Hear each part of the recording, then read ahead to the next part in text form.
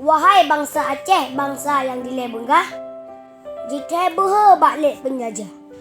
Jina getanya yang muda-mudi, bek lalai ngendonya, bek sibuk ngen permainan kafe. Tanya buta tu suara tu. Tanya orang Aceh naku bijih-bijih pahlawan, naku bijih ulama. Jadi tanya bek sampai terasa lagi rahimnya.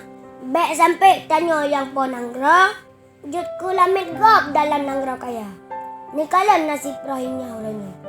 Lam nanggra ji hana bebas leu deh. Ji usid lari lam nanggra ro. Ji pegawainya kon lah pun duduk nanggra. Pakai menan nyan mandum karena bangsa lale. Bangsa sibuk dengan kepentingan raw masing-masing kadang. Makanya nanggra itu mecok lego.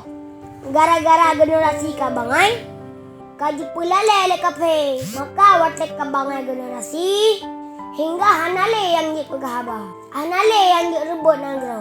Maka akhe payah pelung tinggal kampung. Yang pelelong pegah putra.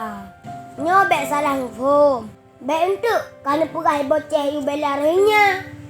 Yang pelai pegah tanya Aceh bek sampai lagi yang tak rasa. Menyajina abang-abang long sibuk dengan kepentingan raw masing-masing.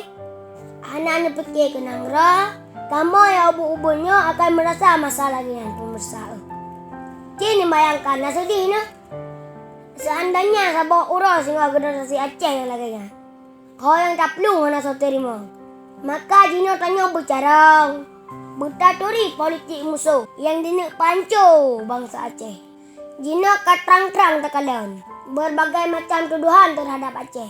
Dituduh Aceh le agen sabu. Dituduh Aceh le orang pula ganja.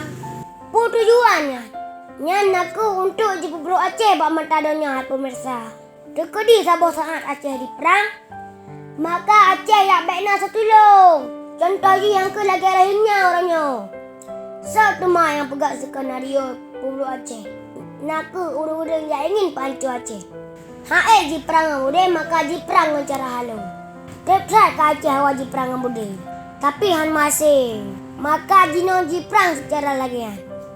Barakan pemirsakan lo bingung ke pegang lepak walung.